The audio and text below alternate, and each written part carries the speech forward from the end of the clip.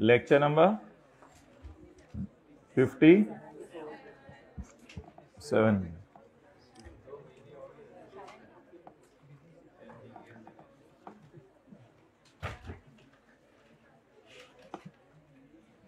Section 23 कितने लोगों ने रिवाइज किया कल? 22, 21। ओके,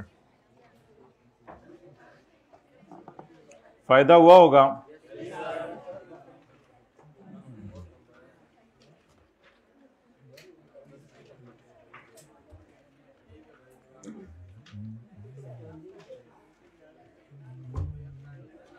कल हमने ये पढ़ा था कि अगर आप एसेट लीज चलती के ऊपर बाय कर लें, तो अगर एट मैच्योरिटी ऑफ लीज आपने बाय किया है तो फिर उसकी रेजिडुअल वैल्यू कॉस्ट ली जाएगी, और अगर before maturity of lease buy किया है तो बार्गेन परचेज प्राइस उसकी कॉस्ट ली जाएगी। हाइब्रिड में प्लीज बैठ जाएं, बातें मत करें, किताबें निकालें ना, अगली रो वाले डिस्टर्ब हो रहे हैं।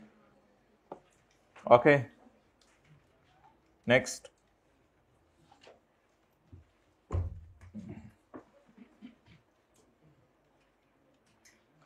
Question number 42। During the year, Salman Shah has sold the following assets, page 174. A vehicle used by manager in charge of his garment factory for 7.8 million. Vehicle कितने की बेची है? 7.8 million की। The vehicle was purchased for 9.1 million in tax year 2027। तो vehicle की cost को किस पे रिस्ट्रिक्ट करेंगे? 7.5 पे, यानी 9.1 को रोक के 7.5 पे रिस्ट्रिक्ट कर देंगे, और फिर बेचते हुए इस पे क्या निकालेंगे? गेन और लॉस। तो ये सवाल अब आपने होमवर्क के अंदर जो है वो करके आना है। अच्छा, मैं सवाल लिख दूंगा, लेकिन फिर आपको देख लीजिएगा इसमें कौन से होमवर्क वाले हैं, कौन से क्लास वर्क वाले हैं, यानी बस वो सवालों को देखते जाइएगा, सबको कर लीजिएगा। तो 4-5 सवाल जरा देख लें। और identify any one situation in which fair market value of the asset shall be assumed to be cost. कोई ऐसी सिचुएशन बताएं जिसमें एसेट की फेयर मार्केट वैल्यू ही उसकी कॉस्ट हो। एसेट की फेयर मार्केट वैल्यू ही उसकी कॉस्ट हो। जी माय डियर, जल्दी हाथ खड़ा करके बताएं। जी, जब आप पर्सनल एसेट को घर में लेके आ रहे हैं, सॉरी पर्सनल एसेट को बिजनेस में लेके आ रहे हैं, तो उसकी कॉस्ट ही उसकी क्या, उसकी फेयर मार्केट वैल्यू ही क्या समझ ली जाएगी? कॉस्ट। 0.4 था ना सेक्शन 76 का 4। ये क्वेश्चन नंबर कौन नोट कर रहा है? मुझे फिर एक दफा मैसेज भी कर दे, कौन हाथ खड़ा कर दे कोई। ओके, फिर इसी तरतीब से पूरा बता दिया करें। Discuss the prescribed limits for entertainment expenditure. ये तो आसान है ना, सेक्शन 21 में आपको मिल जाएगा। अच्छा,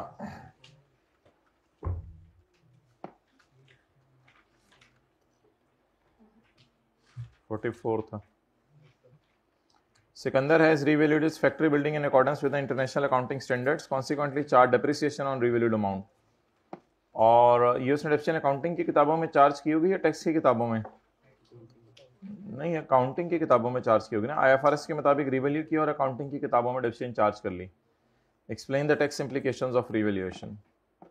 तो रिवैल्यूएशन की टैक्स इम्प्लीकेशंस बताएं, क्योंकि फिलहाल तो उसने जो है वो डिप्रिसिएशन चार्ज कर ली है अकाउंटिंग की किताबों में रिवैल्यूड अमाउंट पे।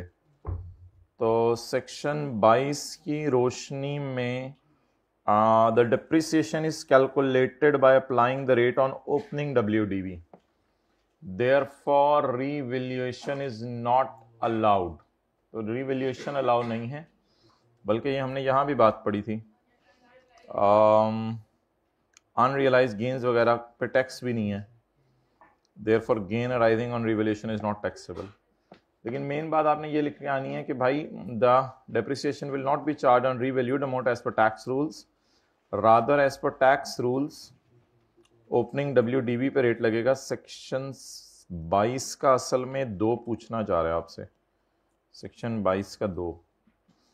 Shahbaz has acquired a machinery for his new factory against a loan repayable in US dollar उसने लोन वापस करना है यूएस डॉलर के अंदर। Discuss what should be the cost of machinery for the purpose of depreciation. तो अगर आपको loss आ रहा है करेंसी एक्सचेंज के ऊपर तो आप वो एसेट के कॉस्ट में ऐड करेंगे। जो लोग कहते हैं थ्योरी नहीं आती उनके लिए ये मैं सारी बातें बता रहा हूँ। और जो कह रहे हैं कि गेन आ रहा है तो इसके ऊपर आप जो है वो माइनस करेंगे। तो लॉस को ऐड करेंगे और गेन को माइनस करेंगे। लेकिन बेहतर है कि सेक्शन 76 के 5 के साथ साथ 6 भी लिखाइएगा जिसमें हेजिंग की बात की हुई है। सेक्शन 76 का 5 एंड 6। ओके,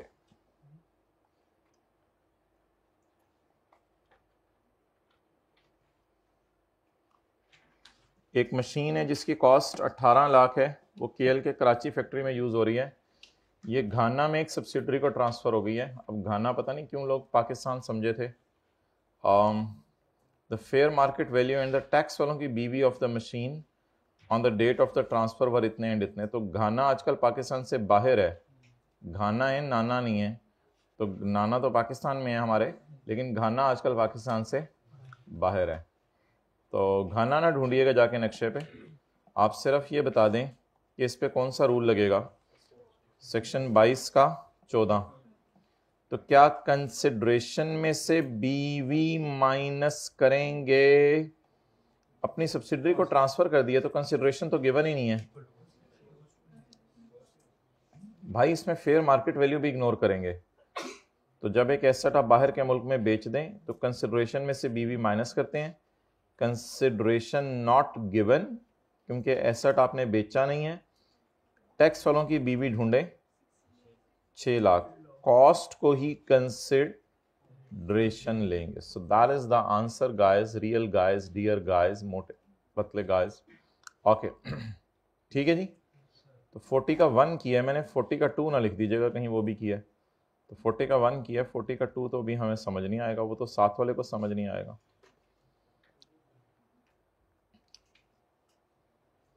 ये तो आप लोग होमवर्क में कर लेंगे।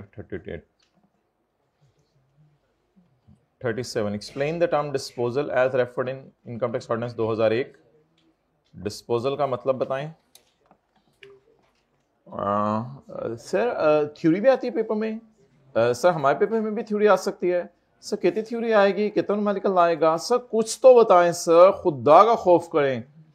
मेरे भाई ऐसा ना किया करें। मैंने पहले लेक्चर में आपको बता दिया था कितनी थ्योरी आ रही है, कितना न्यूमेरिकल, लेकिन वो भी कोई हार्ड एंड फास्ट नहीं है, प्लस माइनस हो सकता है। उससे ऐसे चढ़ता है कि जो बात बताई हो फिर उस पर आप पूछ रहे हो। और क्यों पूछते हैं ये सवाल? जब थ्योरी के सवाल आपके सामने अटेम्प्टों के अंदर आए हुए हैं तो फिर कैसे सवाल क्यों पूछने की क्या तुक है? तो थोड़ा सा रीजनेबल रैशनल तो सवाल पूछा करें। तो अब थ्योरी को अच्छे तरीके से याद करें, समझे।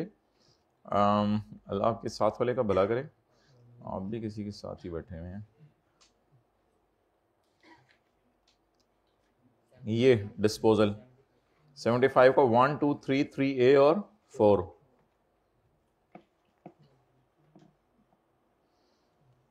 वन से लेके 4 तक डिस्पोजल। और ये तो आसान है, एंटरटेनमेंट एक्सपेंडिचर।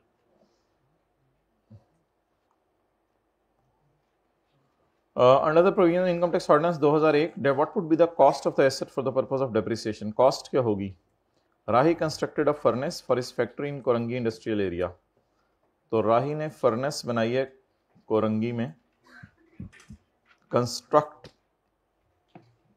कॉस्ट क्या होगी कंस्ट्रक्टेड की? तो the cost of constructed asset shall be the total cost in producing or constructing the asset plus any incidental expenditure paid to alter or improve the asset.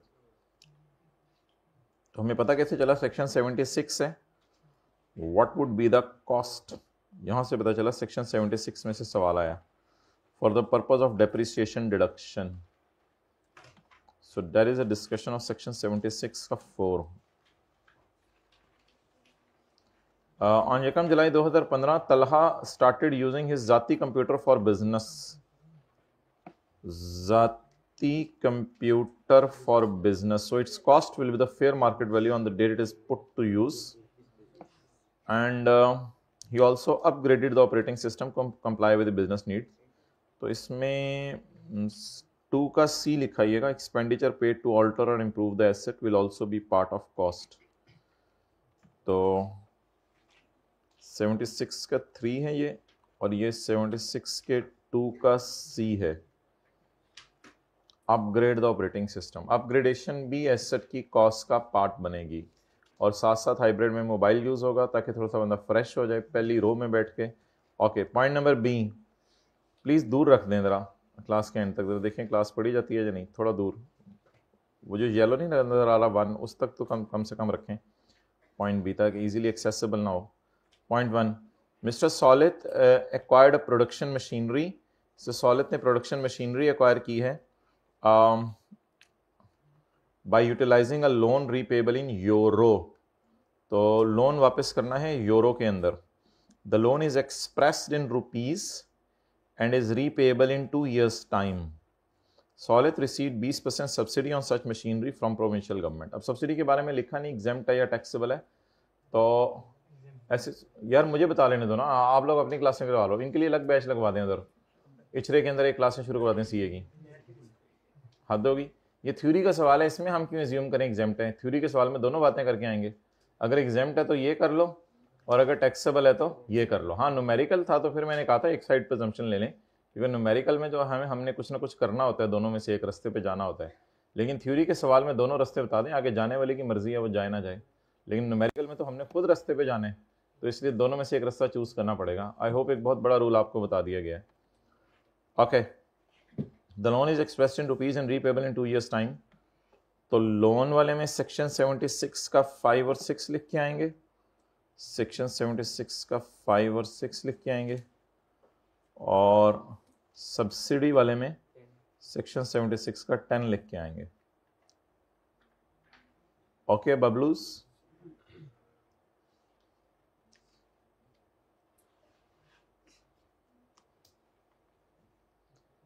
अभी तेरी सर्दियां नहीं आ रही रे, तुम्हें सर्दी ना लागे। Mister Aamir acquired a new machinery partly in exchange of an old machine. उसने एक नई मशीनरी खरीदी है ओल्ड मशीन के बदले। ओल्ड दे दी, नई ले ली, पुरानी दे दी, नई ले ली। ही पेड किराया to bring the old machine to seller's location and also purchase cooling equipment which was attached to the new machine for its smooth functioning। अब बताएं, ये जो कूलिंग इक्विपमेंट आपने ख़रीदा है ये इसकी स्मूथ फंक्शनिंग के लिए ज़रूरी है, तो आपका क्या ख्याल है, इसको कैपिटलाइज करेंगे या इसको खोर्चे में डालेंगे? कौन सा वाला सवाल लीजिए, 34। So the cost of new asset shall be the sum of total amount given for the asset including fair market value consideration determined at the time it is given or incidental expenditure in acquiring or disposing the asset। तो और इसके बाद expenditure alter to improve the asset, for example cooling equipment purchased here। ये कौन सा वाला point था? 76 का बोलें जल्दी, 2, तो 76 का 2 था। Okay next, why is it so slow?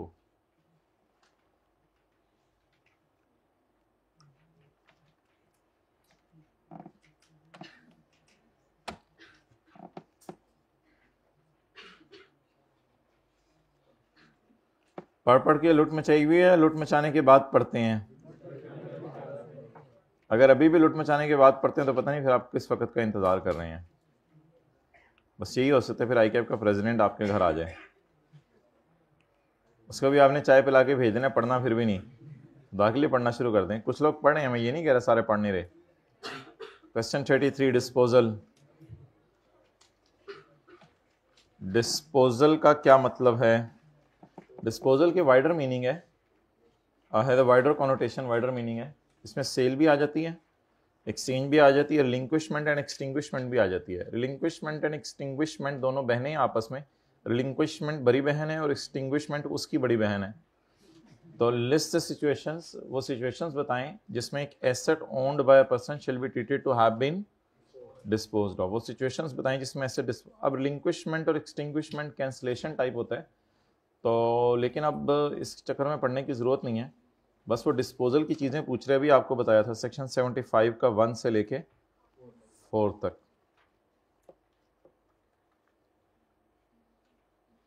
Class में बैठ के भाई सीधे हाथ से खाया पिया करें ताकि बाकी लोग भी फिर आपको देख के माशाल्लाह। अच्छा जी, describe the methods of accounting that may be adopted in income tax ordinance by following persons deriving income and other business. Business income एक कमा रहा है बंदा, तो वो कौन से वाले मेथड यूज करे? कंपनी है अगर तो, और पर्सन अदर देन कंपनी है तो कंपनी कौन सा मेथड ऑफ अकाउंटिंग यूज करे? शायद कोई सेक्शन हो, उसकी हमने हेडिंग पढ़ी हो जिंदगी के अंदर, तो जिंदगी में पड़ी हुई चीजें कभी ना कभी तो फायदा दे ही जाती हैं। हमने भी जिंदगी के एक मोड़ पे मेथड ऑफ अकाउंटिंग पढ़े थे। तो कंपनीज कौन सा मेथड ऑफ अकाउंटिंग यूज करे? ये तो 32 के 2 में लिखा हुआ है। While other persons record on cash और एक्रूवल, ये भी 32 के 2 में लिखा हुआ है। लेकिन बेहतर है कि 32 का 3 भी इसमें लिखाएं कि बोर्ड अगर किसी बंदे को कहे तो वो मेथड उसका बदल भी सकता है।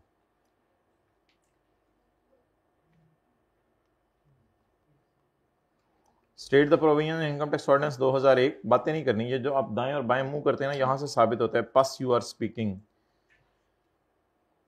State the provision income tax ordinance 2001 relating to change in method of accounting for income and other income from business. Change in method of accounting के बारे में बताने।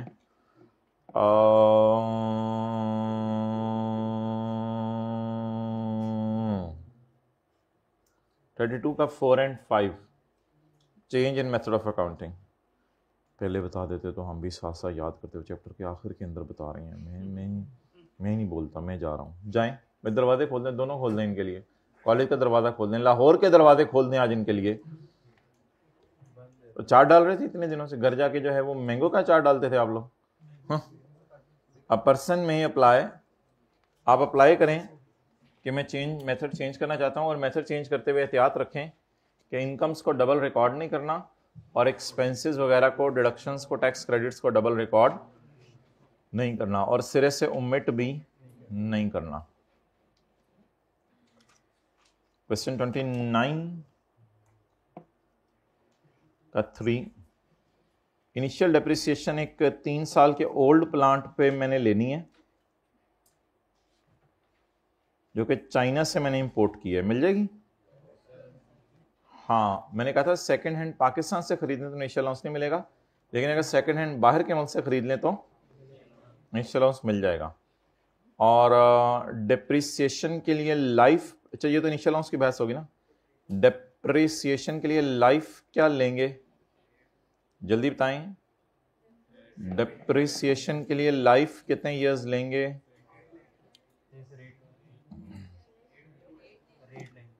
Obviously this will be ignored.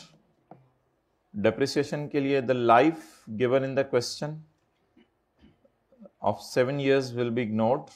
Rather we will apply the rate of 15% on opening WDV in case of plant and machinery. So the 7 is धोखा। You are धोखा। धोखा में अलिफ होता है, हे होता है, ये होता है धोखा। इंग्लिश में लिखना है क्या? डिसेप्शन कहते हैं इंग्लिश में, मुझे नहीं पता। डिसेप्शन कहते हैं,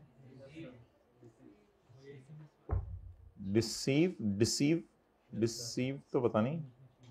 अच्छा, सस्ती इंग्लिश क्या होता, मतलब पता नहीं क्या, कहाँ से लफ्ज़ निकले, नए लफ्ज़ नहीं मुझे पता जो आप लोग आजकल निकाले हुए हैं। चलें छोड़े, हम सीए करते हैं, आ जाए वापस।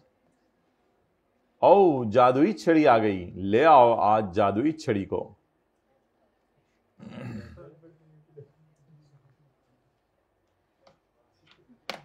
मैंने कहा था कुछ और नई भी मंगवा लें, ठीक है।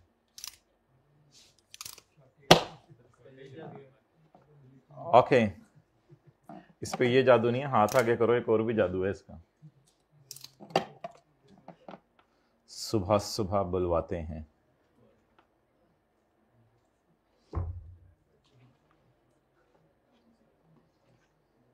जो बच्चे एग्जाम लीव्स में सुबह सुबह उठ जाते हैं, सुबह सुबह उठ जाते हैं, हमने खुद अपने ज़माने में देखा है कि 10 बजे तक लगता है इतना पढ़ लिए कि सब कुछ ही ऑलमोस्ट ख़त्म होने की साइड पर जा रहा है, क्योंकि नबी सल्लल्लाहु अलैहि वसल्लम ने भी दुआ दी है सुबह के कामों में बरकत अता फरमा।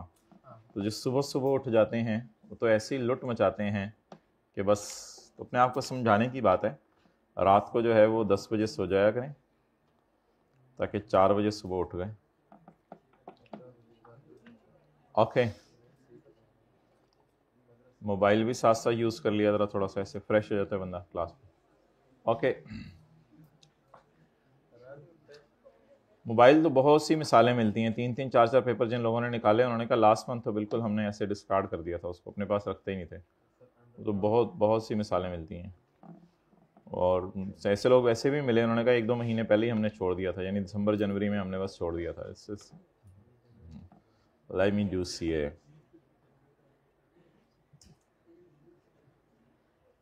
बहरहाल हज़ारों साल नरगिस अपनी बेनूरी पे रोती है, फिर 2-3 साल और रोना पड़ता है।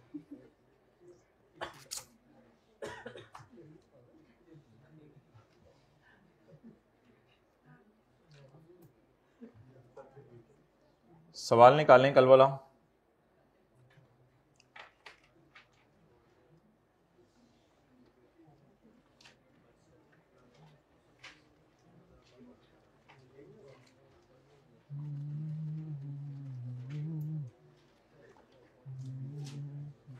ये आप लिख रहे हो किस तरतीब से मैं चीज़ें करा रहा हूँ? अभी ये वाला भी लिखोगे जो सवाल है,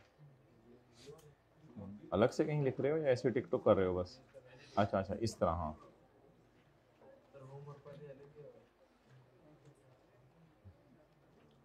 निकालें जी दोबारा मुबश्शिर वाला पेज।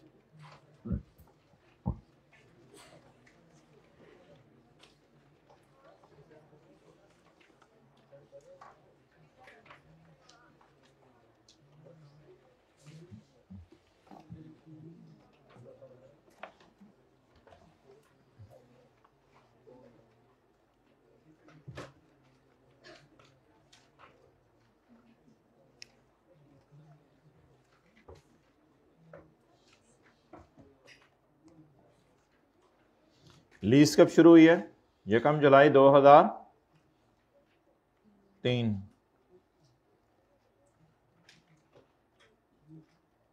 तो पहला साल कब खत्म हुआ होगा? 30 जून 2000। दूसरा 30 जून 2005। तीसरा 30 जून 2006। चौथा, पांचवा on 30 June 2008 lease machinery was transfer to Mubashir on maturity of lease. The leasing company was asked to adjust security deposit against the residual value. तो यहाँ पे रेजिडुअल वैल्यू इसकी 100 रुपया थी। The date of commencement of lease was 1 July 2003। Lease rentals paid during the year are 270।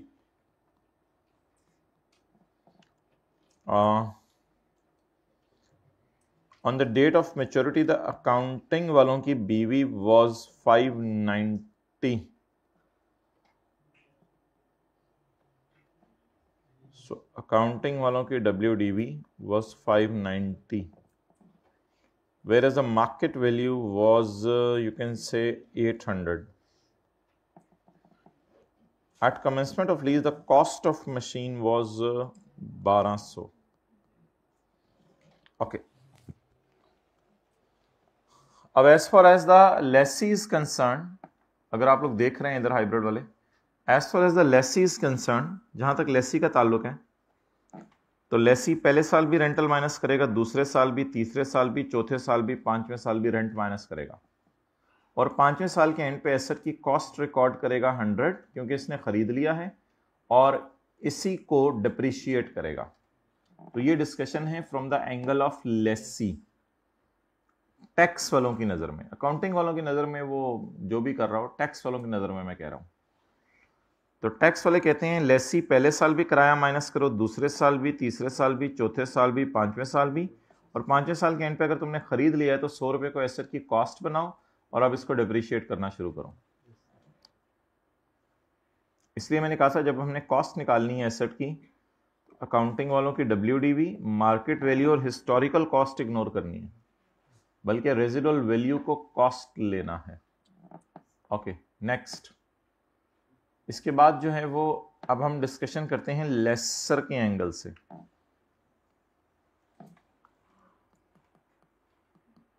For lessor ₹100 is consideration received because it is cost for lessee. Now it is consideration for lesser. अभी तो मैंने note करने का time नहीं दिया। If 270 into 5 plus 100, 270 into 5, 1450, 1450 plus 100 plus 100, 1550, 1450 should be greater than 1200. So the lawmaker is saying ₹100 will be ₹100 will be consideration for lesser if rentals received by lesser plus residual value received by lesser is greater than the amount spent by lesser. So it is an outflow for lesser. lesser ने 1200 का खरीदा है, इस outflow के बदले ये इसको inflows हैं। So these inflows should be greater than outflow, तभी इसको डील वारे खाएगी, वरना तो इसको उल्टा नुकसान हो जाएगा। तो ₹100 इज कंसिडरेशन फॉर, पता नहीं क्यों किधर देख रहे हैं, क्या कर रहे हैं, कि कौन सी अलाइनमेंट है, अलाइनमेंट सही करें क्लासों में।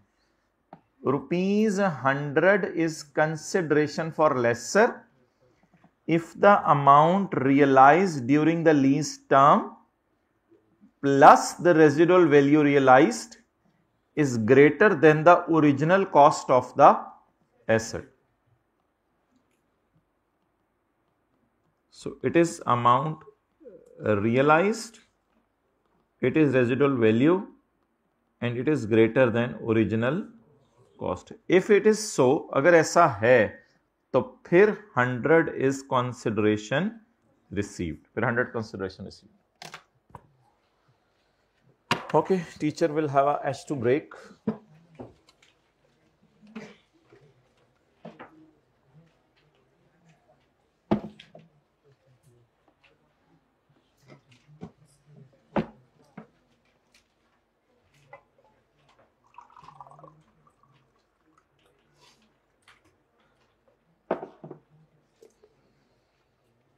Why are you watching H2O?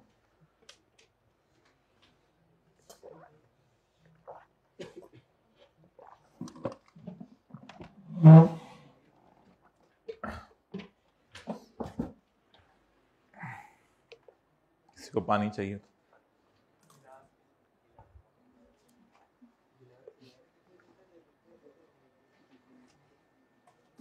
Note करो जल्दी।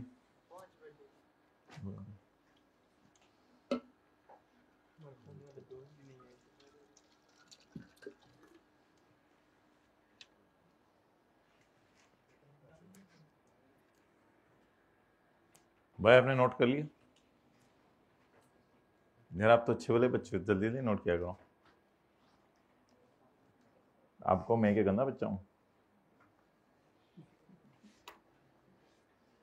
पानी किसी को चाहिए?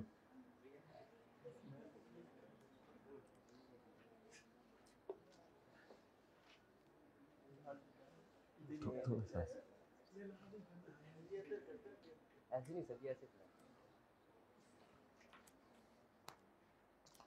जल्दी करें।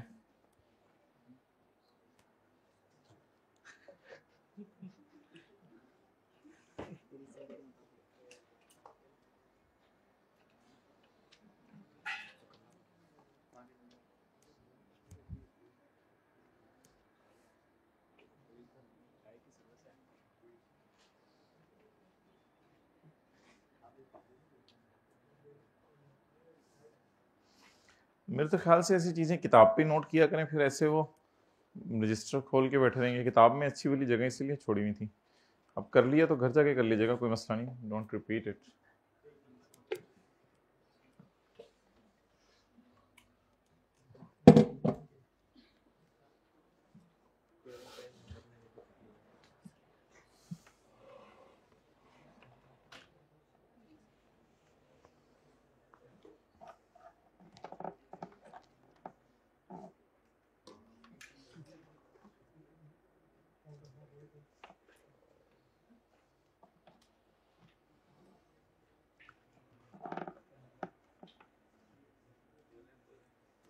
बच्चे मासूम होते हैं, वैसे ही मैं कह रहा हूँ। बाहर जाके कह देते हैं अब्बू कह रहे हैं मैं घर नहीं हूँ।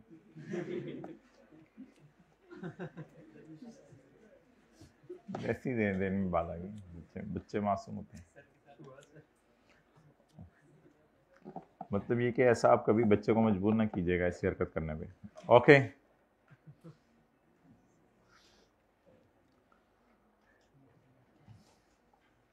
चलें जी। बहुत बड़े नुकसान की बात है माशाल्लाह। आप तो वसूख से कह सकते हैं कि जब से मैं बालिग हुआ हूँ सर मैंने झूठ नहीं बोला, अल्हम्दुलिल्लाह। Very nice. मजबूरी तो फिर हर कोई ढूंढ लेता है झूठ बोलने के लिए, मजबूरी में बोला, हद होगी, गलत बात करते हो। अच्छा,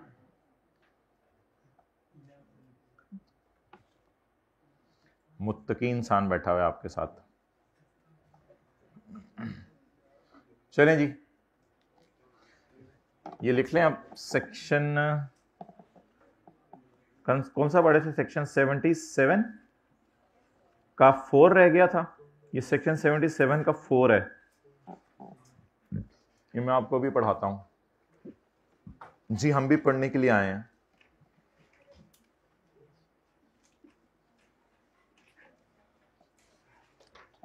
बस में जाते हुए, इशारे पे खड़े हुए, इधर उधर बस स्टैंड पे लोगों को समझाया करें लॉ की प्रोविजंस, फिर आपको याद हो जाएंगी।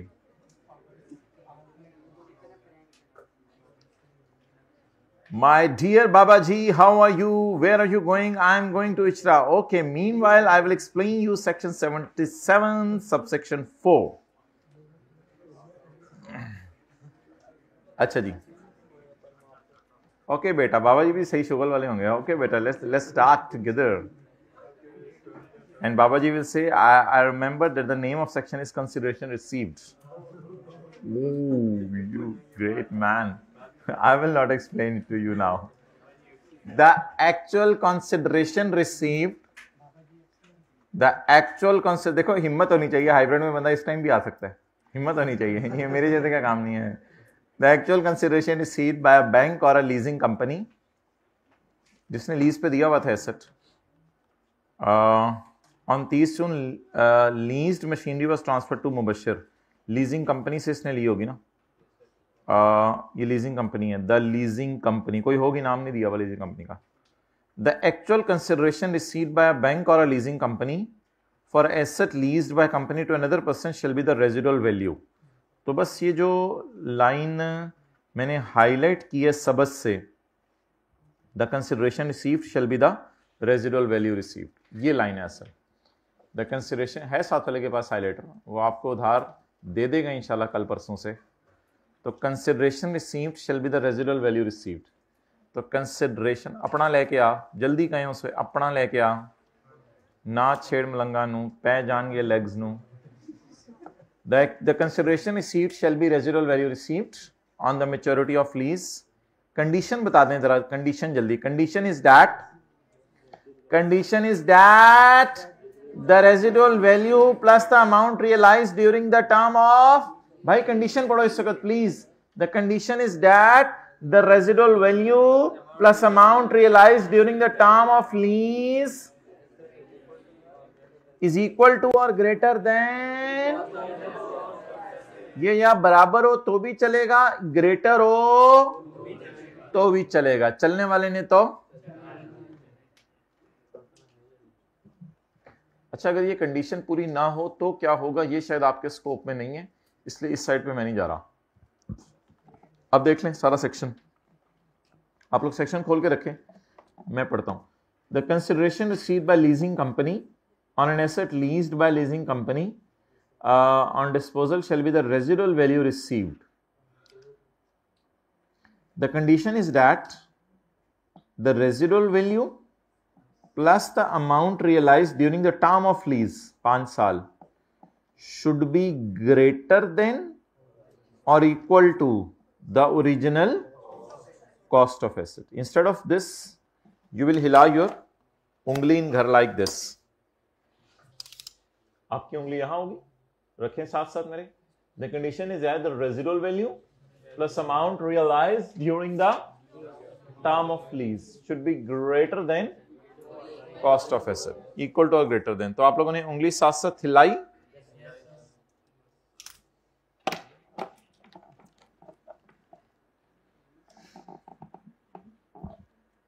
मेरे साथ साथ उंगली हिलानी है आप लोगों ने, रख के अपने रजिस्टर पे।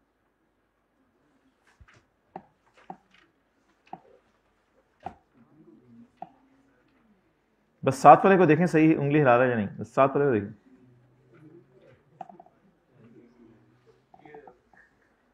Got it? Hybrid में I can identify the persons who do not bother to हिला उंगली। उंगली is for हिलाइंग, okay।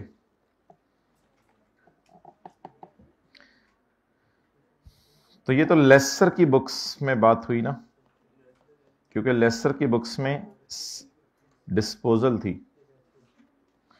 कल तो लेसी की बुक्स में बात हुई थी क्योंकि उसकी किताबों में एडिशन थी। I hope you got it, what you have got it. शौर नहीं होता था, खाला सुल्ताना का बेटा, खाला रशीदा के यहाँ जिसकी हुई थी।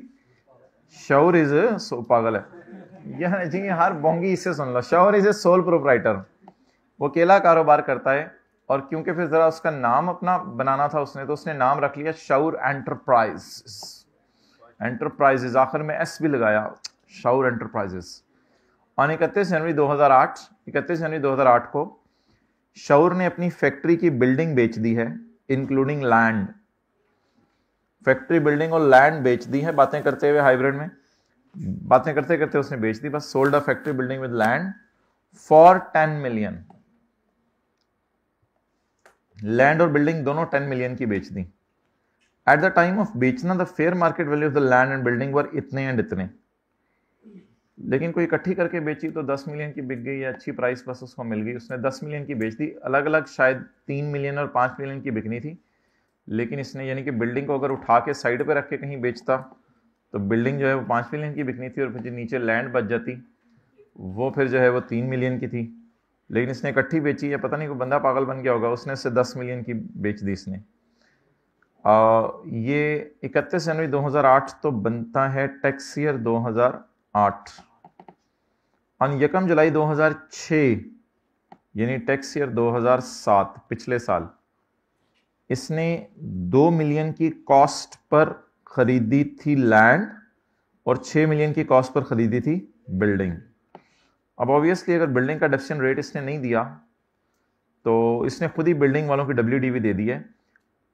पहले साल के एंड तक बिल्डिंग की बीवी इतनी है, शायद इसने बिल्डिंग पर 10% रेट लगाया हो, मेरे ख्याल से तो यही लगाया हुआ है, 6 पे 10% लगाया होगा तो 0.6 आ गया होगा, तो फिर BV 5.4 है। लेकिन हमें अगर वो दे दे तो फिर हमें कोई ज़्यादा ओवर एक्शन बन के चेक करने की ज़रूरत नहीं, क्योंकि अगर ये 5.3 भी दे देता तो हम मान लेते, हम कहते पता नहीं क्या डिप्शन का रेट होगा, हमें क्या।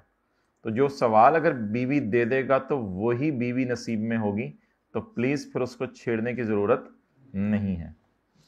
Okay, so let's start.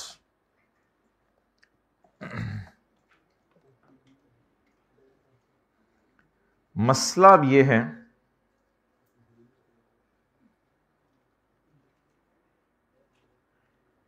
कि दो चीजें लमसम प्राइस में बेच दी हैं। कल एक चीज खरीदी थी जिसके दो टुकड़े थे, उसका एक टुकड़ा आपने निकाल के बेच दिया था, जैसे गाड़ी में से उसके टायर बेच दिए। तो कल एक चीज थी उसके दो हिस्से थे, जैसे जहाज के पर बेच दिया आपने। नहीं लगवा लेंगे आप, ऐसे मुझे देखते हैं जैसे पता नहीं क्या कर दिया। तो सिमिलरली, बिल्कुल, बल्कि कन्वर्सली शायद बोलते हैं, तो इधर उल्टी बात है। इधर दो चीजें बेचने जा रहे हैं लेकिन दोनों इकट्ठी बेच दी हैं। जैसे आप कहीं लैपटॉप खरीदने, मैंने तो मैं कंप्यूटर बेचने जा रहा हूं, तो ऑब्वियसली जब आप कंप्यूटर उठा के दरवाजे तक पहुंचेंगे तो अम्मी की आवाज आएगी कि टेबल का फिर अचार डालने, तो फिर आप टेबल भी बेच देंगे, साथ कंप्यूटर भी बेच देंगे, क्योंकि आप लैपटॉप खरीद रहे हैं तो आपकी लैप अब काफी होगी, टेबल की शायद जरूरत ना हो।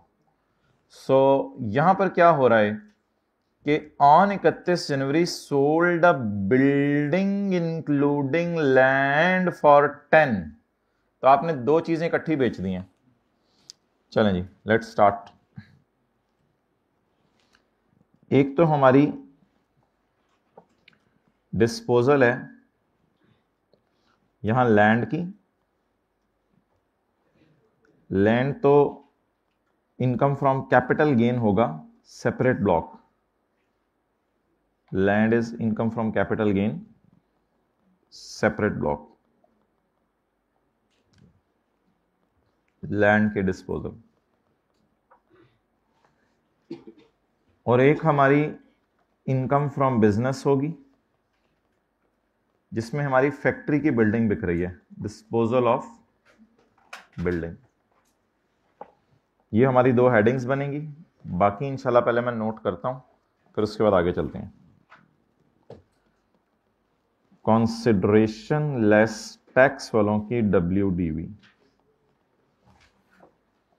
कंसिडरेशन लेस टैक्स वालों की WDV।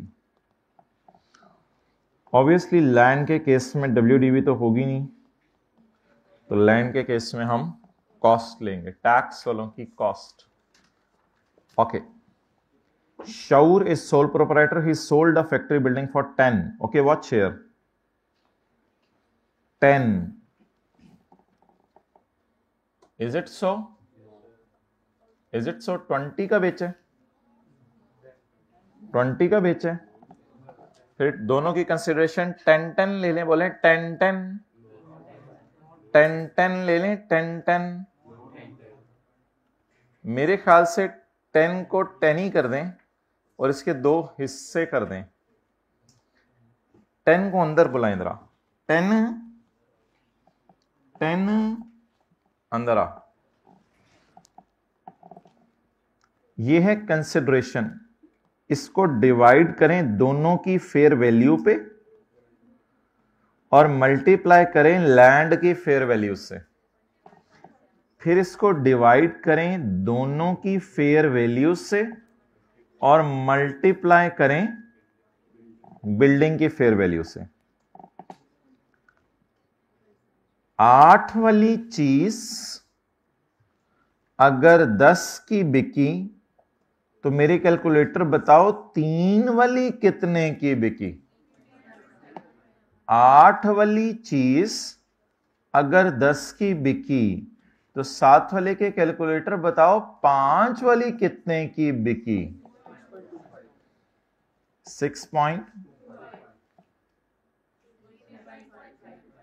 3 अब आप नोट कर लें, फिर उसके बाद WDVs की तरफ मैं आता हूं। There is enough space on the 7 वाले का forehead, you can use it comfortably.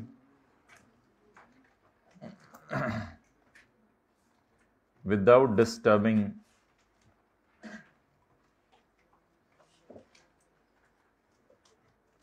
anyone.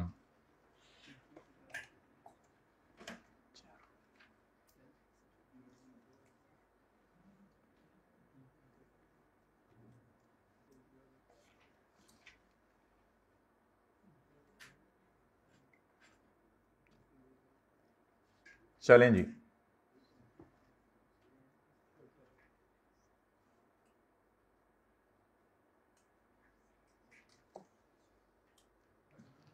कर लिया।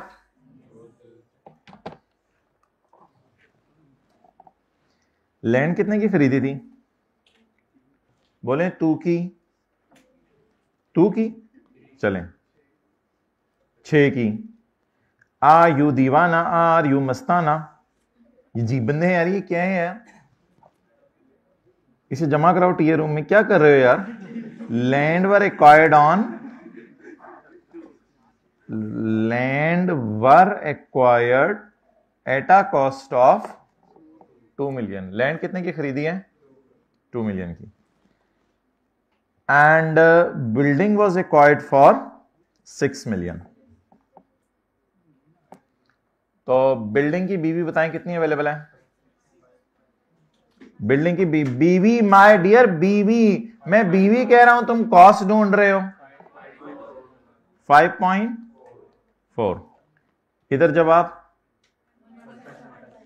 1.75, उधर जवाब 8.5।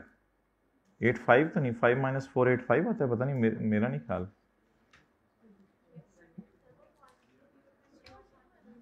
क्या है वो? मुझे क्यों नहीं यकीन आ रहा, मेरा कैलकुलेटर किधर है?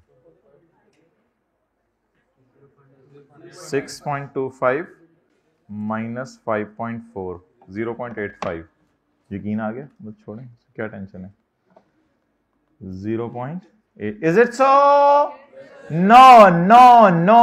You guys are not serious in your studies. You guys are not serious in your studies. If the consideration received on the disposal of building is greater than cost, then extend the formula of BB. So that is the real concept being given to real people.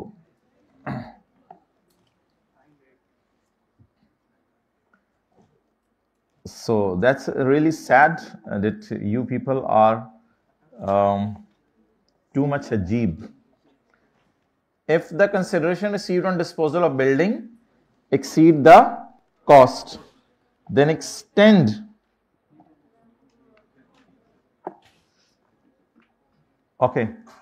the formula of BB.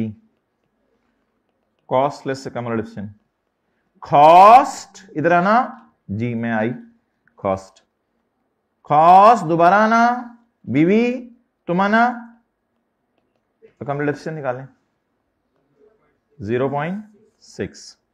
Where the consideration received on the disposal of building exceed the cost, the consideration shall be treated as cost. So please cut it.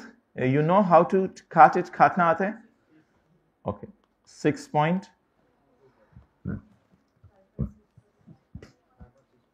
5.65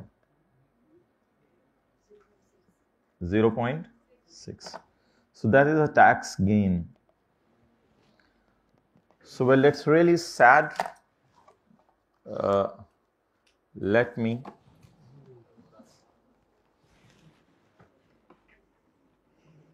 पता नहीं पढ़ाया तो था इन लोगों को, क्या करते हैं ये लोग। शायद रिवीजन नहीं की हुई या कल इनको रिवाइज करने को नहीं कहा।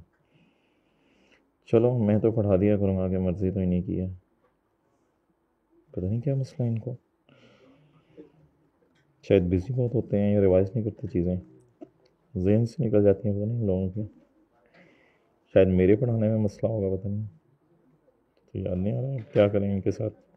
Okay, that's nice guys, I hope you have noted it down. सवाल की रिक्वायरमेंट पढ़ लें, दिखाना सवाल की रिक्वायरमेंट। अच्छा भाई, लैंड का बेचना ना बिजनेस के चैप्टर में नहीं आपने फॉलो कराना। लैंड चाहे आप अपनी दुकान की बेचें, चाहे कोई भी लैंड बेचें, लैंड का बेचना आपने कैपिटल गेन सेपरेट ब्लॉक में ही फॉलो करवाना है। लैंड का बेचना आपने कभी भी बिजनेस के चैप्टर में फॉलो नहीं कराना, याद रखिएगा। रिक्वायरमेंट है my dear, compute the taxable income under correct head of income for tax year 2008। तो टैक्सेबल इनकम भी निकालनी है, करेक्ट हेड भी बताना है। तो करेक्ट हेड भी हमने दोनों का बता दिया है और उसकी टैक्सेबल इनकम भी निकाल दिया। न्यूमेरिकल का फेस तो शायद बनाने की जरूरत नहीं है।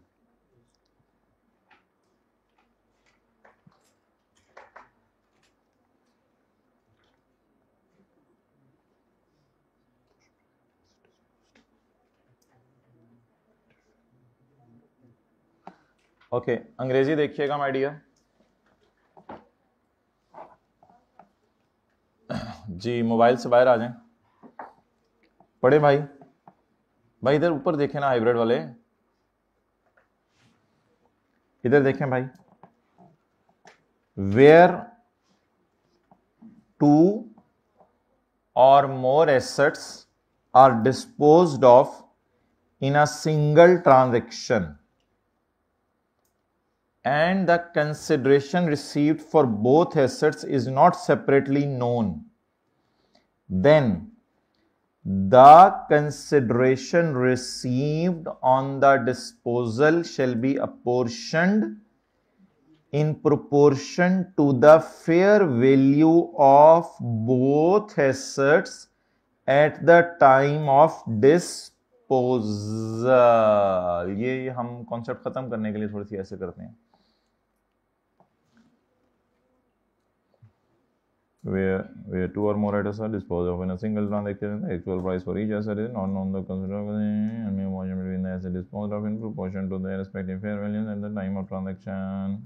जी अब दोबारा पढ़ते हैं। where two or more assets are disposed of in a single transaction and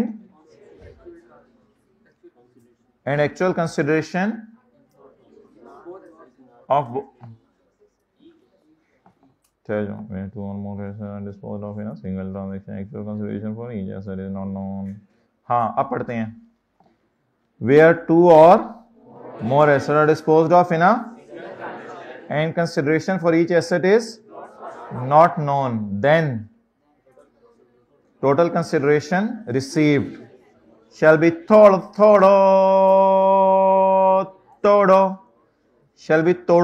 between the two assets in accordance with the fair values। कब की? at the time of disposal। okay guys, what a mess it is। चलें हाथ खड़ा करके सुना दें ये section. Hybrid में प्लीज अटेंटिव रहा करें, किधर देख रहे हैं, क्या कर रहे हैं। तू इधर उधर की ना बात कर, तू बता ये माउस कहाँ गया। जल्दी भाई, जल्दी जल्दी जल्दी।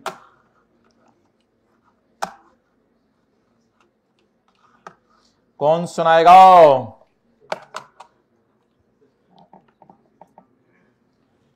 where two or more assets are disposed of in a single transaction and the actual consideration। साथ वाले बाबूजी पूछेंगे बेटा तुम क्या लगे हुए हो, आप दोबारा शुरू हो जाएगा। where two or more assets are disposed of in a single transaction and the actual price is not known।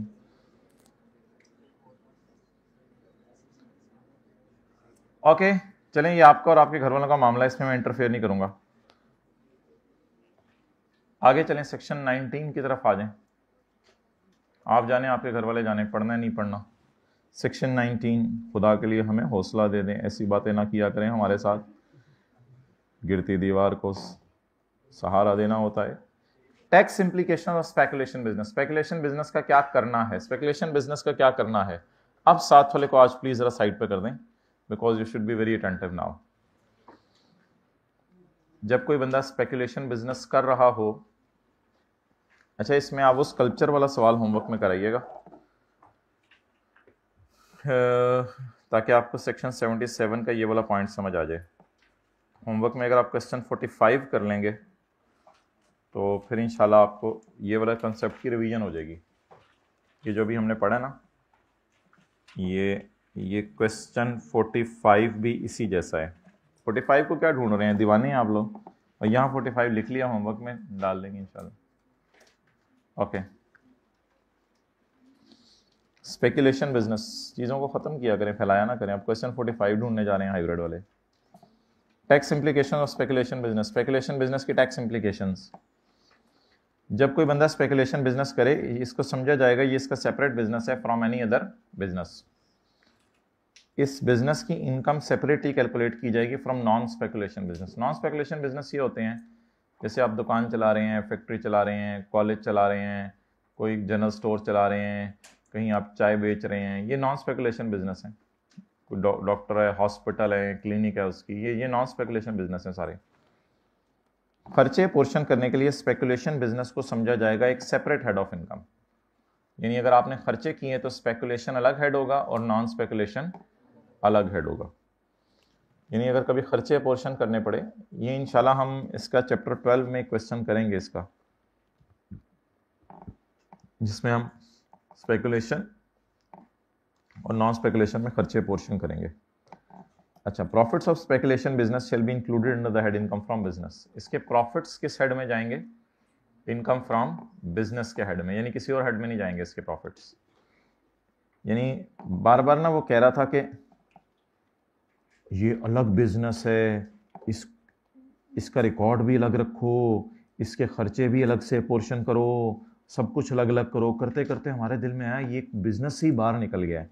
उसने रोका, नहीं, shall be included in that business. कहते हैं ये बिजनेस में रखो, बिजनेस से बाहर ना निकाल देना कहीं। कहते हैं मैं मान रहा हूं कि ये बिजनेस नॉर्मल से हटके है, मैं ये भी मान रहा हूं इसकी इनकम और नॉर्मल बिजनेस की इनकम अलग अलग निकालना, और मैं ये भी मान रहा हूं कि ये बिजनेस नॉन स्पेकुलेशन का हेड नहीं है, ये स्पेकुलेशन का हेड है। लेकिन ये सारी बातें करके मैं इन द एंड एक वादा तुम्हें एक स्टेटमेंट दे रहा हूं कि ये बिजनेस का हेड, ये बिजनेस से बाहर ना निकाल देना। इतने जज्बाती ना हो जाना कि सेपरेट सेपरेट सेपरेट सुन के सेपरेट ही कर देना इसको अपनी किताब से। तो बिजनेस के चैप्टर में ही रखना है इसको, चाहे ये सेपरेट है। और अगर स्पेकुलेशन में लॉस आ जाए तो ये किसी और हेड में से माइनस नहीं हो सकता। लेकिन ये तो ऐसे टाइम वेस्टेज टाइप चीज़ है। ये तो इंशाल्लाह हमने चैप्टर 14 के अंदर लॉसेस का चैप्टर जब पढ़ना है तभी बातें समझ आनी है। तो ये मेरी नज़र में कोई इंपॉर्टेंट बात नहीं है कि इसका लॉस किसी और हेड में से माइनस नहीं हो सकता। तो anyways we need ultimate attention for this. So fresh दिमागों के साथ इंशाल्लाह कल स्पेकुलेशन बिजनेस की डेफिनेशन पढ़ेंगे। तो I am not starting speculation business today. आज मैंने आपको सिर्फ स्पेकुलेशन बिजनेस की ट्रीटमेंट बताई है कि उसको अलग रखना है। बाकी स्पेकुलेशन होता क्या है ये इंशाल्लाह कल देखेंगे। चैप्टर 5 निकाल लें।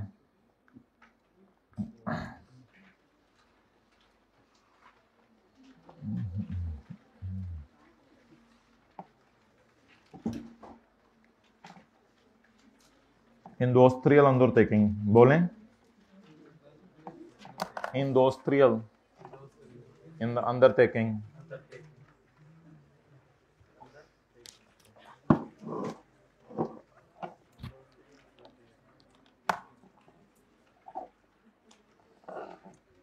खड़े हो जाएं और बॉल पॉइंट्स को ऐसे बंद करके खोलें।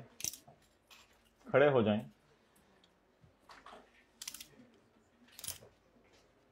जी वेल डन हाइब्रिड, मैं really appreciate you people.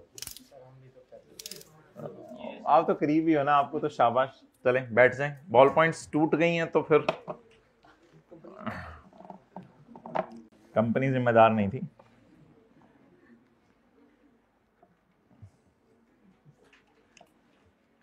Industrial undertaking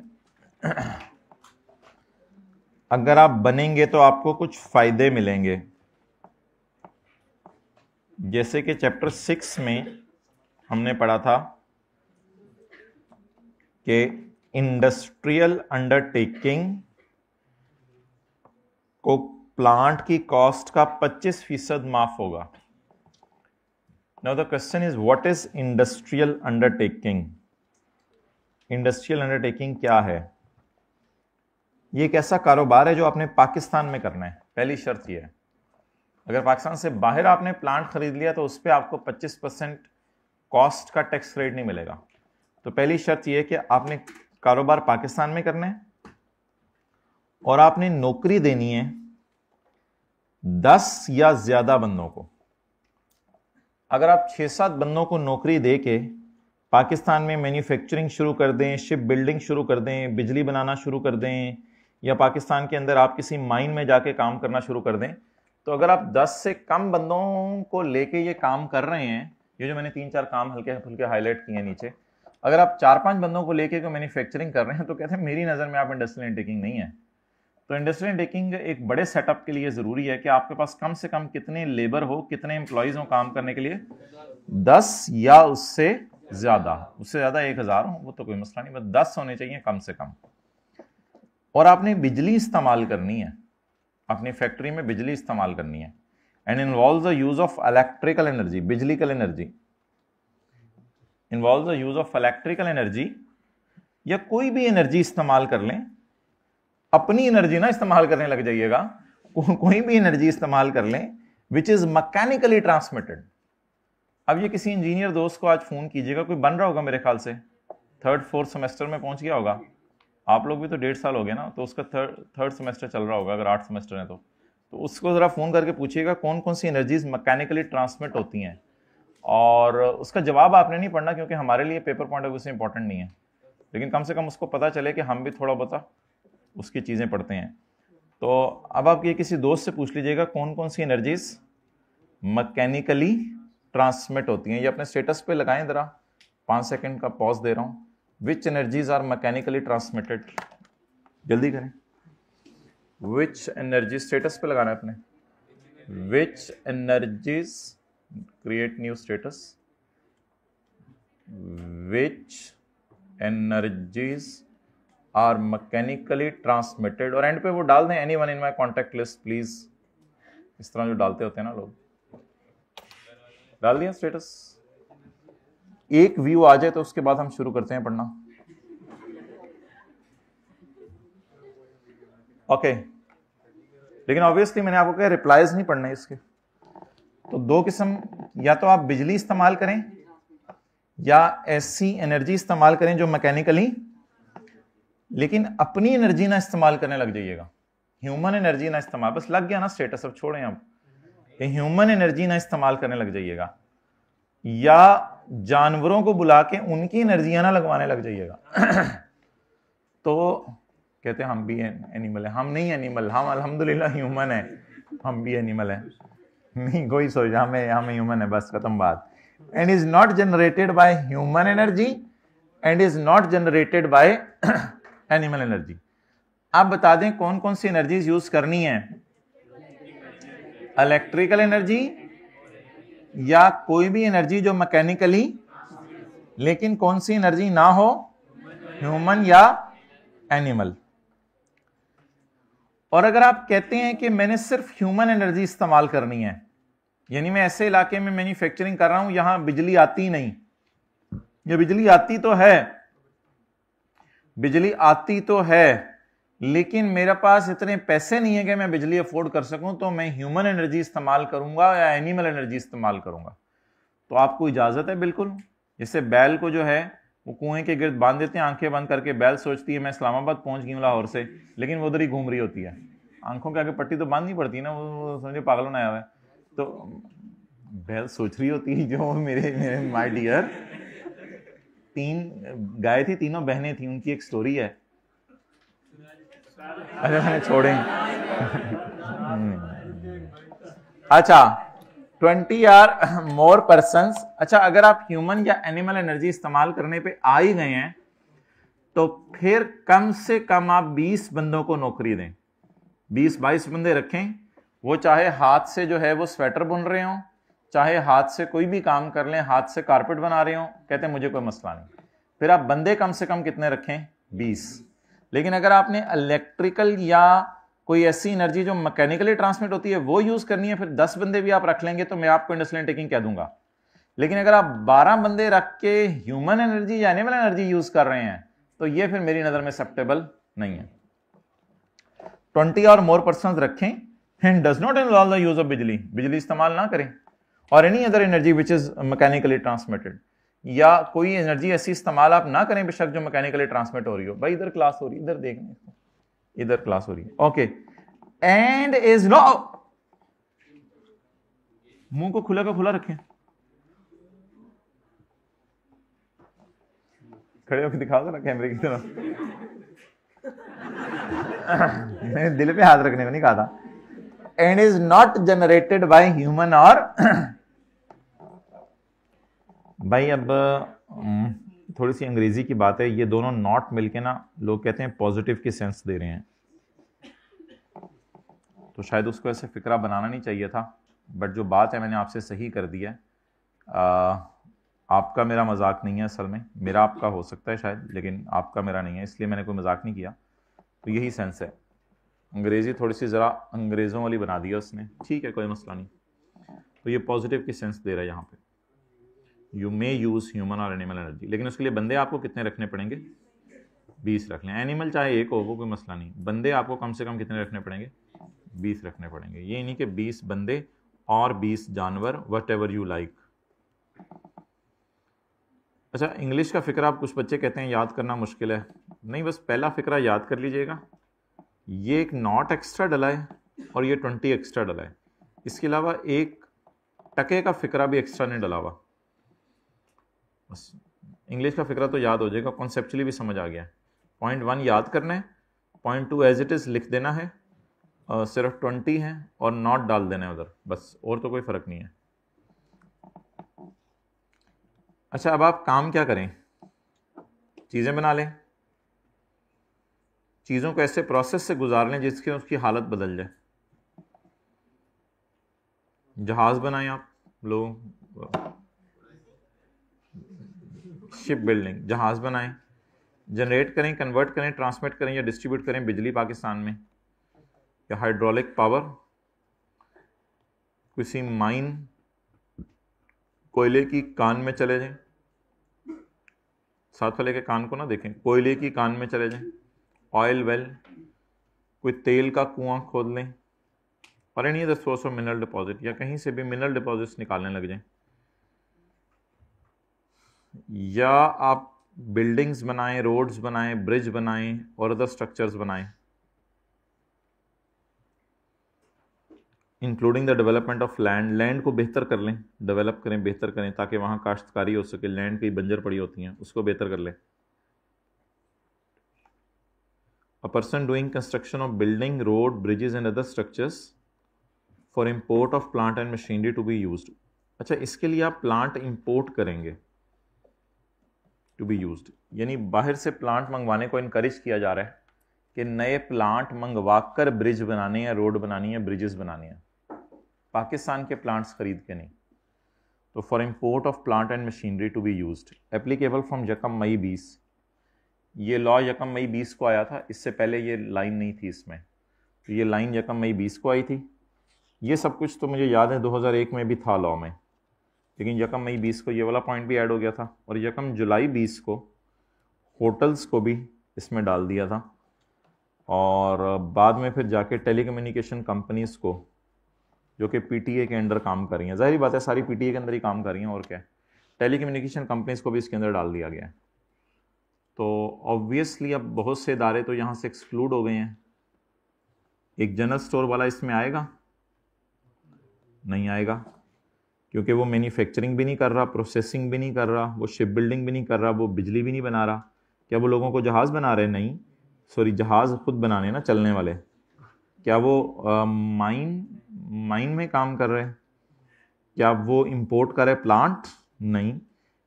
क्या वो जायज़ है? नहीं। ये तो जनरल स्टोर वाला है, बिस्किट बेच रहा है, वो तो नहीं इसमें आएगा। हॉस्पिटल्स वाले इसमें नहीं आएंगे, कॉलेजेस वाले इसमें नहीं आएंगे, बहुत से लोग हैं सर्विस देने वाले, लॉयर्स नहीं आएंगे, चार्टर्ड अकाउंटेंट्स जो सीए फॉर्म चला रहे हैं वो नहीं आएंगे। तो इंडस्ट्रियल अंडरटेकिंग का बेसिक थीम मैन्युफैक्चरिंग ही थी, और मोर और लेस मैन्युफैक्चरिंग ही कवर थी इसमें, लेकिन आगे इन्होंने प्लांट इंपोर्ट करके कंस्ट्रक्शन भी डाल दी थोड़े अरसे पहले, फिर इनको ख्याल आया होटल बिजनेस भी डाल दो, क्योंकि वहाँ भी खाना ही मैन्युफैक्चर हो रहा होता है, और फिर इन्होंने पता नहीं सर्विस इंडस्ट्री भी डाल दी, टेलीकम्युनिकेशन कंपनी, लेकिन बाकी चीज़ें नहीं है इधर। तो अगर आप ये काम करें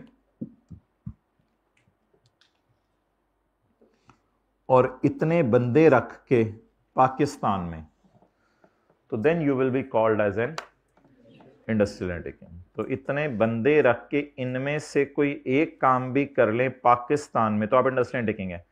और अगर आप बन गए तो फिर चैप्टर 6 कहता है फिर आप प्लांट खरीदेंगे तो उसकी कॉस्ट पर 25% आपको मैं टैक्स क्रेडिट दे दूंगा। इसके अलावा और भी बेनिफिट्स हैं इंडस्ट्रियल अंडरटेकिंग्स को, लेकिन वो हमारे सिलेबस में नहीं लिखे हुए वो सेक्शन। तो इंडस्ट्रियल अंडरटेकिंग का लफ्ज़ पूरे लॉ में जहां भी यूज़ होगा वो ये वाली इंडस्ट्रियल अंडरटेकिंग होगी, जैसे प्राइवेट पब्लिक कंपनी का लफ्ज यूज होता है, तो आपको पता है उससे क्या मतलब है।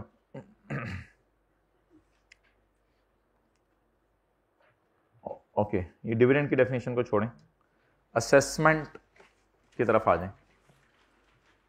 Assessment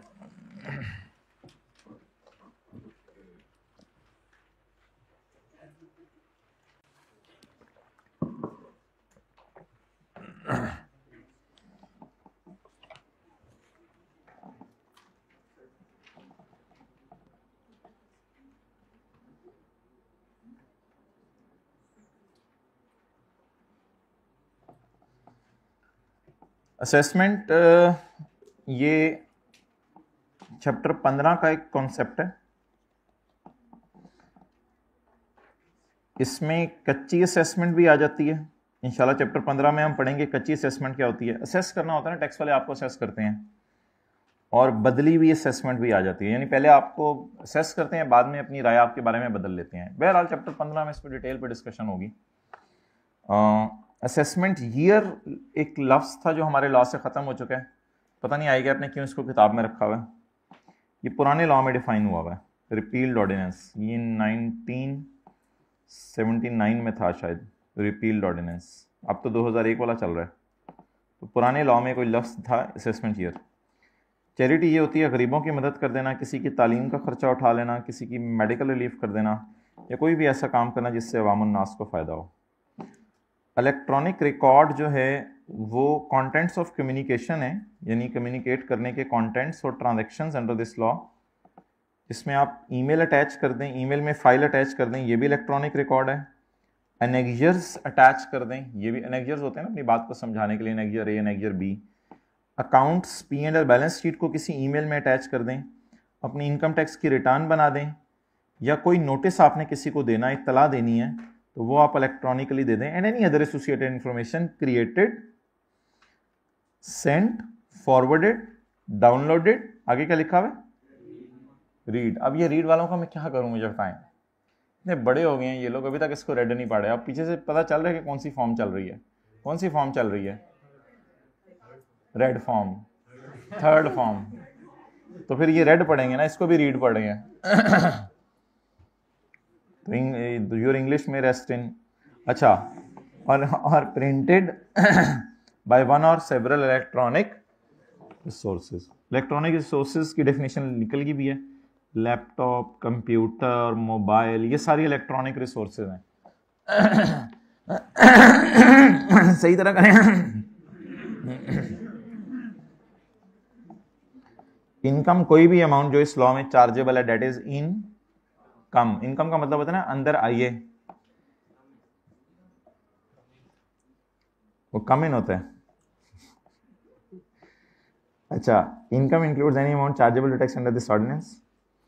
income include any amount subject to collection or deduction of tax which is assumed as final tax.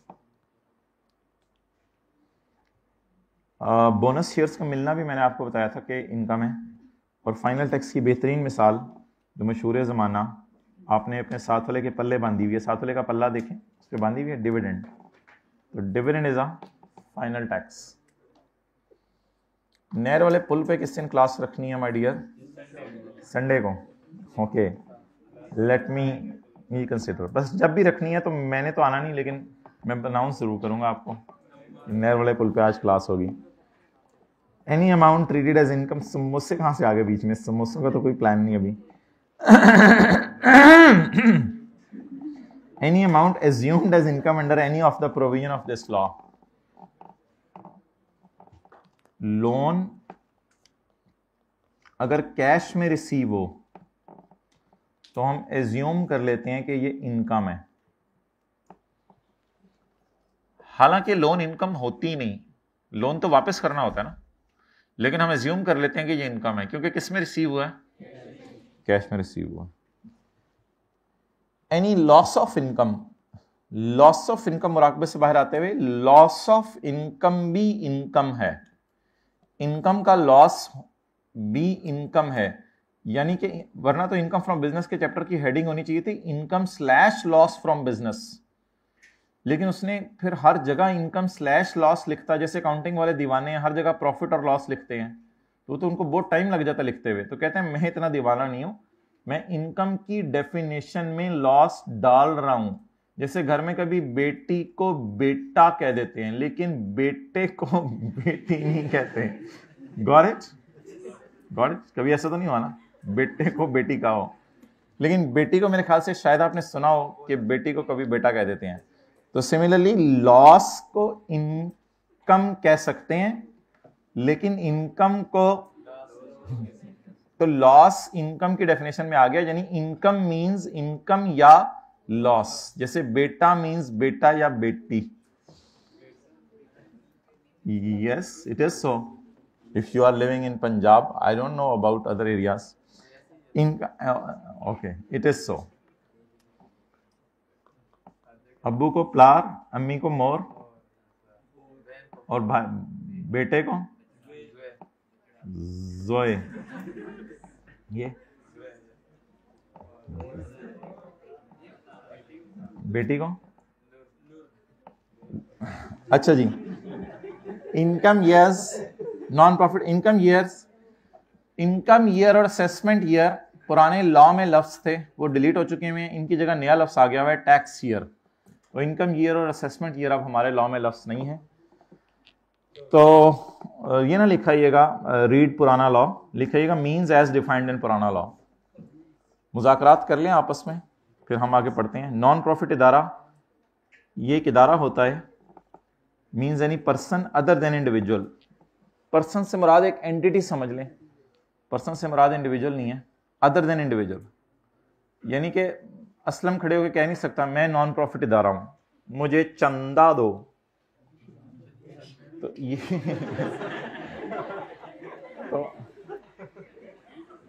तो पता नहीं आप क्यों हंस रहे हैं। नॉन प्रॉफिट ऑर्गेनाइजेशन, डोनेशन बोल देता हूं मैं, चलें। I do not take my words back, but I translate them in English because they were correct before as well. Non-profit organization means a person other than individual. पढ़ाई जा रहे हैं, theory याद करनी पड़ेगी, आज इतना पढ़ना पड़ेगा थ्योरी का। जी क्या कर रहे हैं मेरे साथ? चलो मैं भी याद कर लूंगा, ये तीर आजमाएं, हम भी अपने जिगर लेके आए हुए हैं, हम कौन से। अच्छा, which is established for religious educational, आसान चीजें एस्टेब्लिश, हाँ कभी याद करें ना, इनको पता चले आसान चीजें, इधर बैठ के बातें करना आसान है, खुद सीए किया हो तो पता हो। Established for religious education. फिर बोंगियां मारते हैं क्लास के बाद आके। अच्छा, एक बच्चा क्लास के बाद आया, सर वो आपकी किताब में ये हुआ है और पास पेपर के सोल्यूशन में मैंने ये देखा है। मैंने कहा कहाँ अपलोड होते हैं? कहते हैं आईकेएफ की वेबसाइट में। मैंने कहा मुझे तो पता ही नहीं आईकेएफ की वेबसाइट का। भाई आईकेएफ के सोल्यूशन में, हमारे सोल्यूशन में अगर कॉन्फ्लिक्ट आ जाए तो उसके पीछे, अगर आप कभी क्लास के बाद आएँ तो हम आपको वो ईमेल्स दिखाएंगे जो आईकेएफ से की हैं, और करने के बाद जिस नतीजे पे हम पहुंचे आईकेएफ से डिस्कशन के बाद, वो आपको पढ़ाया जा रहा है। ये नहीं कि हमें नहीं पता आईकेएफ के सोल्यूशन कहाँ अपलोड हो रहे हैं और हमें नहीं पता कि आईकेएफ अपने सोल्यूशन कैसे दे रहा है। तो खुदा के लिए थोड़ा सा पता होता है टीचर्स को भी क्या चल रहा है मार्केट में। तो लेकिन फिर भी बताने का हक आपको अपनी जगह। Established for religious educational charitable welfare purpose for अवामुन नास और for promoting an immature sports. जो इमेच्योर स्पोर्ट्स जो कि पाकिस्तान में भी चल नहीं रही, शुरू हुई हैं थोड़ी थोड़ी। तो फॉर्म बाय और under any law as a non profit organisation. अच्छा, अंडर किसी लॉ में भी रजिस्टर कराना जरूरी है। दैट्स वाई इंडिविजुअल्स अपने आप को खड़े होकर नॉन प्रॉफिट इदारे नहीं कह सकते, किसी लॉ में अपने आप को रजिस्टर कराना जरूरी है। फिर कमिश्नर से भी अप्रूवल जरूरी है। लॉ अलग है, लॉ गवर्नमेंट ने बनाया होगा, कमिश्नर एफबीआर के दफ्तर में मिलेगा, कमिश्नर से भी अप्रूव कराना जरूरी है for a specified period on an appeal. Appeal तो नहीं, एक तरह की एप्लीकेशन होती है।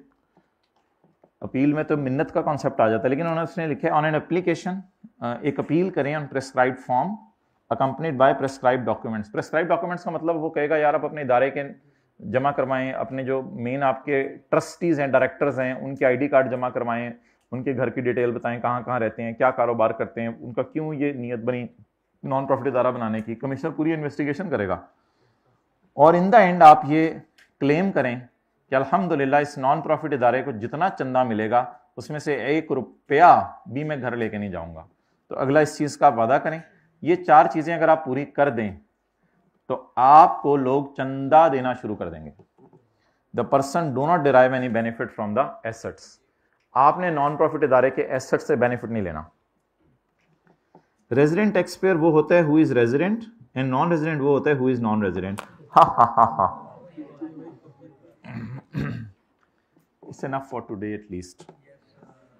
Okay, let's have some beautiful chat today. ये तो यार पता नहीं वो क्या था, किसी ने कुछ कर दिया था, वो उसकी वजह से हो रहा था। वो इसमें हम देख लेते हैं, अगर कुछ और मिलता है तो आपको दिखा देते हैं। मैं भी किसी और डिस्कशन की तरफ जाना चाह रहा था, आप लोग किसी और तरफ ले गए बात को। तो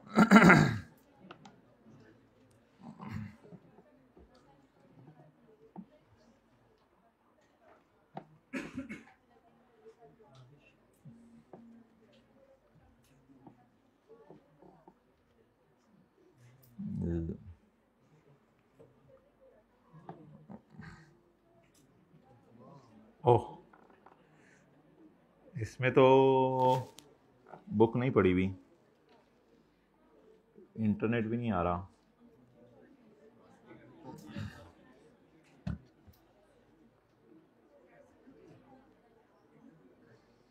ऐसे कुछ बच्चे पूछ रहे थे पेपर कैसा आता है, मैंने कहा पता नहीं ICAO की वेबसाइट पे शायद अपलोड होता है, वहां से देख लेते हैं जाके।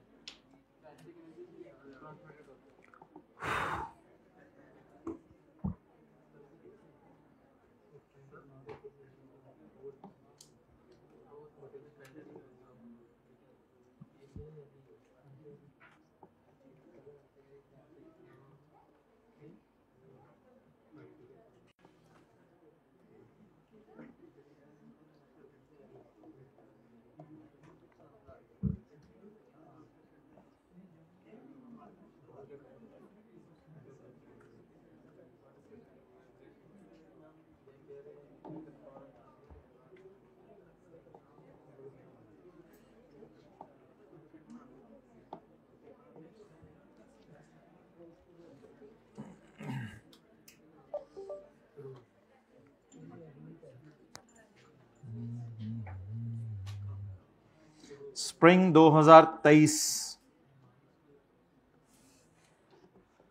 स्प्रिंग 2023 क्वेश्चन 4 में 6 बच्चे पास हुए हैं 100 में से, क्वेश्चन 5 में 9 बच्चे पास हुए हैं, क्वेश्चन 2 में 15% मार्क्स, 15 बच्चे पास हुए हैं।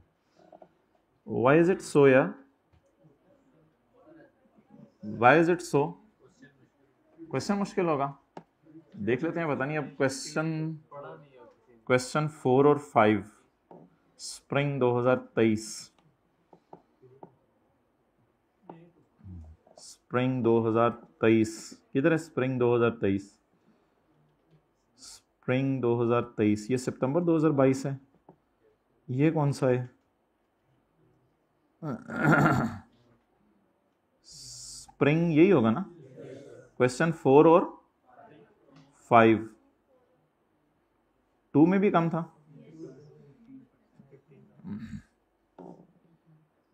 ये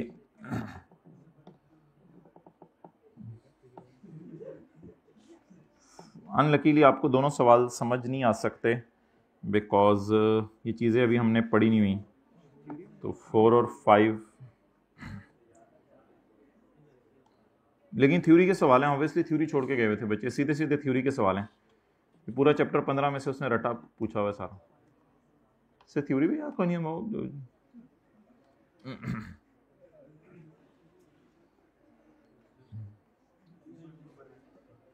क्वेश्चन 5 एंड 8 खोलने की कोशिश करते हैं हम। Question 5 and 8 autumn 2022, question 5 and 8 तो सेल्स टैक्स का होगा, 5 देख लेते हैं। ओ अगेन क्वेश्चन 5 भी ये चैप्टर 15 में से है, रुस्तम एंटरप्राइज ने फाइनल टैक्स रिजीम ऑप्ट किया अपने एक्सपोर्ट्स बिजनेस के लिए, तो आप बता दें कि क्या रूल लगते हैं फाइनल टैक्स रिजीम वाले के लिए। किसी को याद है फाइनल टैक्स रिजीम वाले के लिए क्या रूल लगते हैं? चैप्टर 4 याद है, चौथी पांचवी क्लास। किसी हेड ऑफ इनकम में नहीं जाता, खर्चे माइनस नहीं होते, ये सारी चीजें नहीं होती। ओके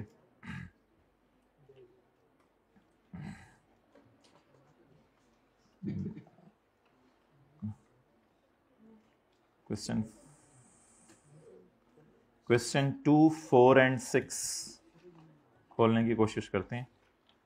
क्वेश्चन 2, 4 एंड 6 ये अटेम्प्ट है ना? हाँ। क्वेश्चन 2 अनलकीली यार ये भी नहीं पढ़ा हुआ, मैं क्या करूं। क्वेश्चन 2, 4 भी नहीं पढ़ा हुआ, ये भी चैप्टर 15 में से रट्टा है। 4 सीधा सीधा एज इट इज थ्योरी पूछी हुई है। 6 सेल्स टैक्स का है। मतलब ये कि पास साबित हुआ कि साथ साथ थ्योरी भी याद करनी है। तो वहां से फिर आप जब कितने लोग जरा फिक्रमंद हो गए हैं थोड़े से, पता नहीं 100 में से 15 बच्चा क्यों पास हो रहे। चलें जी।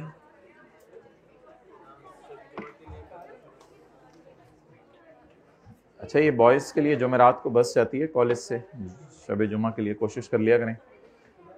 चलो भाई उठना शुरू कर दो।